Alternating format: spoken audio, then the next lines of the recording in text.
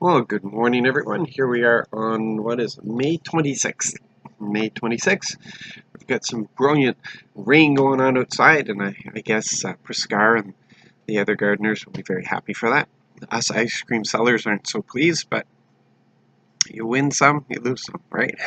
So, um, as we are reading through these Psalms today, and realizing that these are some of David's last Psalms, these are what he wrote later in his life. Um, and there's a lot of wisdom here. You can see it when he talks about he's not going to speak in the presence of the Lord because he's not wise enough to speak to these matters that are greater than he is. It's not a false humility. It comes with experience. Uh, we don't have everything recorded that David thought and David did and David experienced. And obviously his experience brought him to the place of understanding that some things are beyond his comprehension. And it's a matter of just sitting before the Lord and listening. Sometimes we're just obedient because God says to do it. There could be a lack of understanding, and maybe that understanding will come in later, but the fact is that we have a relationship of love and trust, and if he says it, we just do it.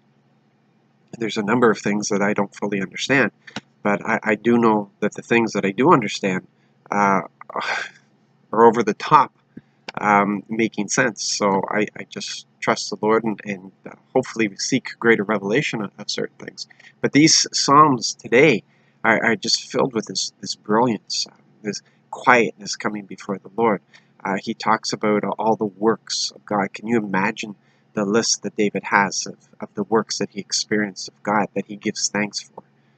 And David is brilliant in that. With it was, Psalm 100 explains the whole thing about worship coming into the gates with thanksgiving. That's how we approach him, with thanksgiving.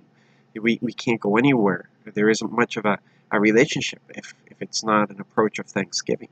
And we enter into his courts with that praise.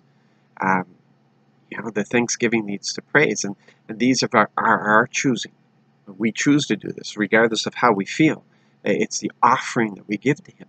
But the Psalm's also talking about coming before him, kneeling at his footstool. And that's that place of surrender. It's a place of the inner sanctuary. And that's what we get invited to out of the thanksgiving and praise, and we're brought into that. And so David has this. And as I read through these Psalms, man, I just want to move into that position of thanksgiving and praise and worship, because it provokes in me. Maybe it's my age, I don't know, but I'm seeing all this, and I'm understanding what David is saying here. Lord, with all that I've witnessed, I offer praise and worship. And just that experience, we all love Psalm 139, but that experience that in every situation, God is present. Everywhere He's present. With David experienced God in a way none of the other Old Testament people under the Old Covenant experienced. It was strange. David had this weird relationship where he actually experienced the New Covenant blessing and relationship. It's odd. And that's why the worship of praise is so brilliant for him. One of the last Psalms we read here today is Psalm 145. All that you have made gives thanks to you, Lord. So that's all of creation. All of creation is crying out in praise and worship. So all that you have made give thanks to you, Lord. All your faithful ones bless you. That's us people. The faithful ones, the worshipers, the ones who seek after him, who run after him, who press in. We bless him. That's what we do in worship. We bless our God in worship. That's what we do. We come before him with blessings. We want to bless him with our worship. They speak of the glory of your kingdom. Oh man, I wish we had even more understanding of his kingdom. They speak of the glory of your kingdom. They talk about all your power, to inform all human beings about God's power and the majestic glory of God's kingdom. That's what we do in worship, not just song, but in the worship in our life. Our life is about worship. Our life is focused on Him. In all our living, in all our worship, in all our dancing, in all our singing, in all our passion, we speak of who He is, of His power, of the majesty and glory of His kingdom.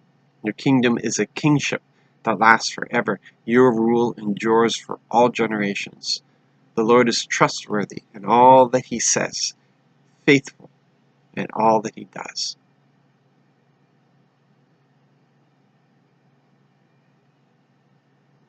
Man, I just want to break into song. Wow. You know, we have God present with us all the time. We should at least be at the level of David. We should at least be able to worship at that level. But we have more. We can go beyond that. We really can. We can go beyond that. And I pray we'll discover how. I pray today that you'll have revelation and understanding as you press in, as you spend the time and intimacy with Him, as you give Him all the glory for all the works, for all that He's done, all that you see around you.